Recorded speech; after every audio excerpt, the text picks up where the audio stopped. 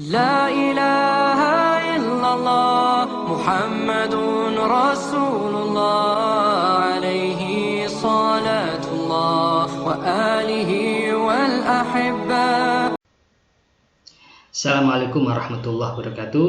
Sobat Muslim, pada Daily Muamalah seri ini kita akan bahas tentang bagaimana hukum dropshipping ya, dan solusi syar'i bagi pedagang. Dalam sistem dropshipping ini kita ketahui bahwa pihak pedagang atau penjual itu tidak melakukan stok barang ya, tidak melakukan penyimpanan barang.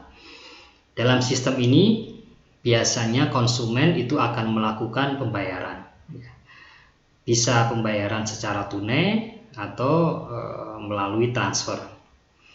Selanjutnya dropshipper ya, setelah menerima pembayaran itu melakukan pembayaran ke supplier ya, sesuai dengan harga beli dropshipper.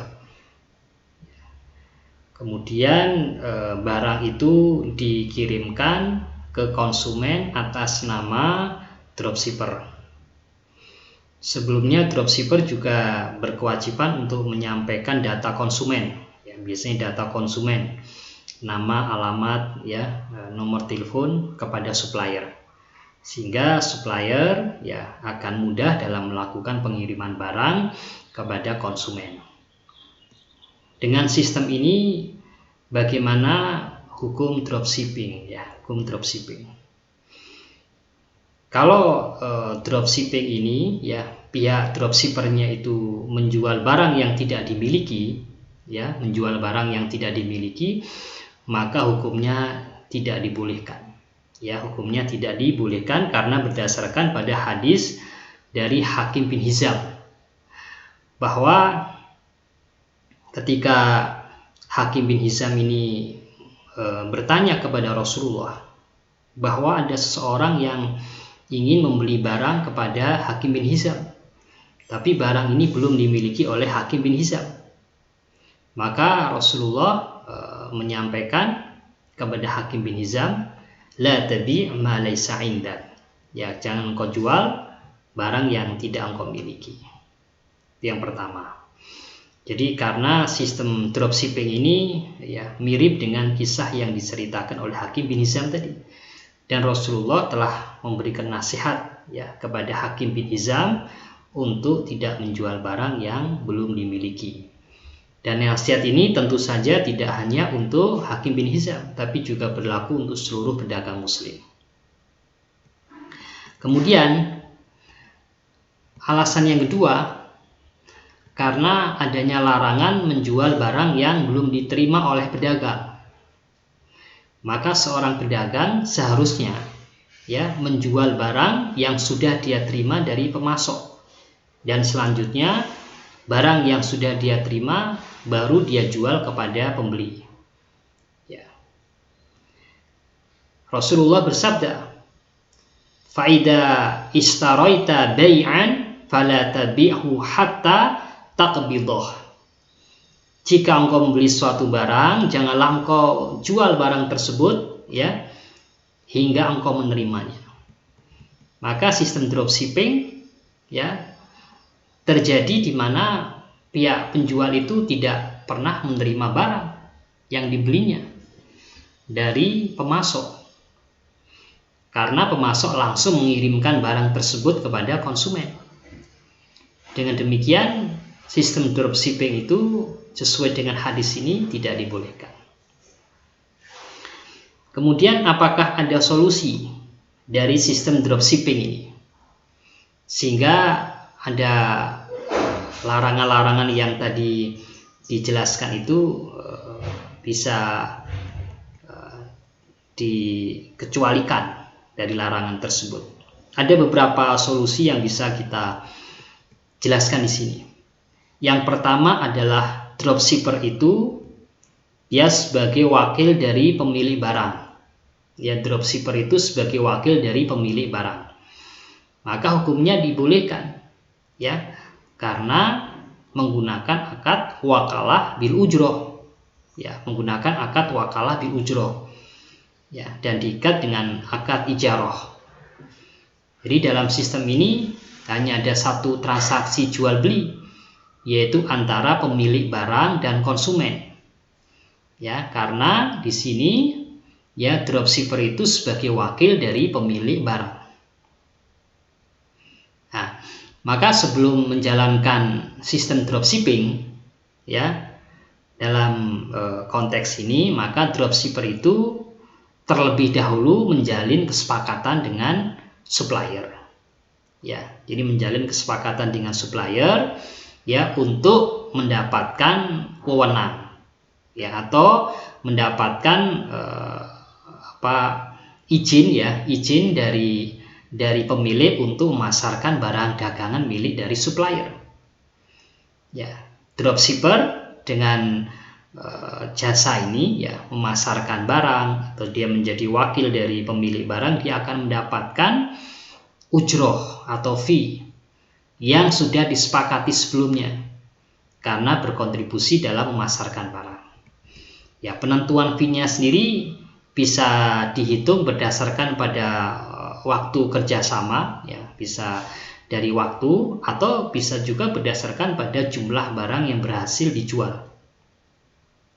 Ya, jadi kalau ujrohnya itu didasarkan pada jumlah barang yang berhasil dijual, maka berarti kesepakatan dengan supplier bisa menggunakan akad jualah, di mana upahnya ditentukan sesuai dengan hasil kerja, bukan dengan waktu. Bila dengan waktu kerja atau waktu kerja sama, maka menggunakan akad ijarah. Kemudian solusi yang kedua, sobat muslim, ya, dropshipper itu bisa berfungsi sebagai wakil dari konsumen. Ya, dropshipper itu bisa sebagai wakil dari konsumen. Ya, jadi dropshipper itu kalau yang pertama tadi menjalin kesepakatan dengan pemasok, ya. Solusi yang kedua itu dropshipper menjalin kerjasama dengan konsumen. Ya, konsumen yang membutuhkan barang. Ya, dengan demikian dropshipper itu dia bertindak sebagai wakil dari konsumen dan menjalankan amanah sesuai dengan permintaan konsumen. Ya, dalam akad ini bisa digunakan akad wakalah bil ujroh atau akad wakalah bi ghairi ujroh. Akad wakalah dengan adanya fee atau tanpa adanya fee. Hal ini sebagaimana kisah Urwah al-Bariki yang sudah pernah kita sampaikan, ya, atau ceritakan dalam kisah muamalah, tentang kisah Urwah al-Bariki di mana beliau adalah wakil dari Rasulullah. Ya, wakil dari Rasulullah sebagai pembeli, ya, untuk membelikan seekor kambing. Dengan 1 dinar yang diterimanya dari Rasulullah, Urwah bisa membeli 2 ekor kambing. Ya, selanjutnya seekor kambing tersebut beliau jual lagi seharga 1 dinar. Sehingga tinggallah yang tersisa adalah 1 dinar dan seekor kambing. Akhirnya Rasulullah menyerahkan seekor kambing dan 1 dinar itu kepada Rasulullah. Dan kisah masyhur ini, ya, termaktub di dalam Sahih Bukhari. Kemudian yang kedua, sobat muslim, dropshipper di sini bisa bertindak sebagai al-bai atau penjual dengan menggunakan akad salam. Ya, dengan menggunakan akad salam. Jadi dari akad salam ini, ya, dropshipper, ya, berkewajiban untuk menyebutkan kriteria barang. Ya, ada berbagai kriteria barang, ya, spesifikasi barang, ya, jenis, ya, kualitas, kuantitas disampaikan kepada calon konsumen. Ya, bisa dilengkapi dengan gambar atau tidak. Jika ada konsumen yang berminat terhadap barang yang ditawarkan, ya, dengan harga yang disepakati, maka barulah dropshipper melakukan pengadaan barang. Ya, skema salam ini itu mendekati sistem dropshipping. Namun ada beberapa perbedaan antara salam dengan dropshipping. Dalam skema akad salam, maka konsumen harus melakukan pembayaran tunai keras di awal, harus lunas di awal akad. Ya. Kemudian selain itu pada akad salam semua resiko selama pengiriman barang, ya sampai barang itu datang ya di tangan konsumen atau di tangan pembeli, maka semua tanggung jawabnya itu berada pada dropshipper, bukan pada supplier. Ya, praktek akad salam ini pernah diterapkan ya pada saat dulu para sahabat di Madinah, ya dengan akad yaitu penyerahan kurma 2 atau 3 tahun.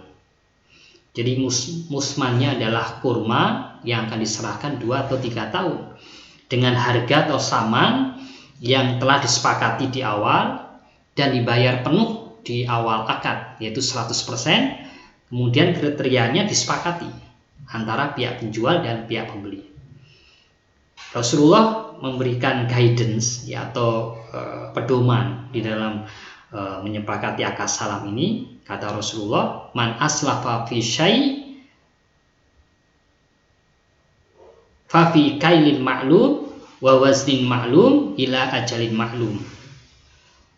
Siapa yang akan bertransaksi jual beli dengan akad salam, ya, maka hendaknya dengan takaran yang jelas, ya, kemudian timbangan yang jelas dan waktu penyerahan yang jelas. Maka akad salam ini bisa diterapkan oleh dropshipper, ya, yaitu pihak pembeli nanti akan melakukan pembayaran 100% di awal, dan kemudian segala resiko yang berkaitan dengan pengiriman barang ya tetap harus ditanggung oleh pihak dropshipper. Kemudian yang terakhir ya, pihak dropshipper ini bisa juga sebagai penjual dalam akad murabahah berdasarkan pesanan. Nah, jadi murabahannya berdasarkan pesanan. Tapi dalam murabahah berdasarkan pesanan, ketika pihak pemesan melakukan pemesanan barang, itu seharusnya pemesanannya tidak terikat atau tidak mengikat. Ya, jadi saat ada calon konsumen yang tertarik dengan barang yang dipasarkan oleh dropshipper, maka dropshipper bisa melakukan pengadaan barang, tapi belum ada kesepakatan harga dengan calon pembeli. Lalu kemudian ketika dropshipper itu mendapatkan barang yang diinginkan, kemudian mengirimkannya kepada calon pembeli dan melakukan negosiasi harga. Pada saat negosiasi harga itu calon pembeli memiliki wewenang atau memiliki hak penuh untuk meneruskan pembelian atau mengurungkan rencana pembelian.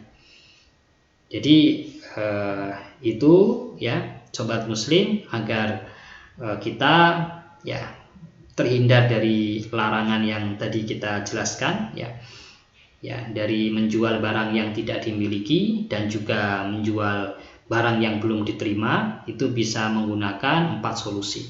Jadi yang pertama, dropshipper itu bisa sebagai wakil dari penjual. Yang kedua, dropshipper itu bisa menjadi wakil dari pembeli. Kemudian dropshipper itu bisa sebagai penjual dalam akad salam. Dan yang keempat, dropshipper itu bisa sebagai penjual dalam akad murabahah berdasarkan pesanan. Semoga bermanfaat. La ilaha illallah Muhammadun Rasulullah alaihi salatullah wa alihi wal ahibba.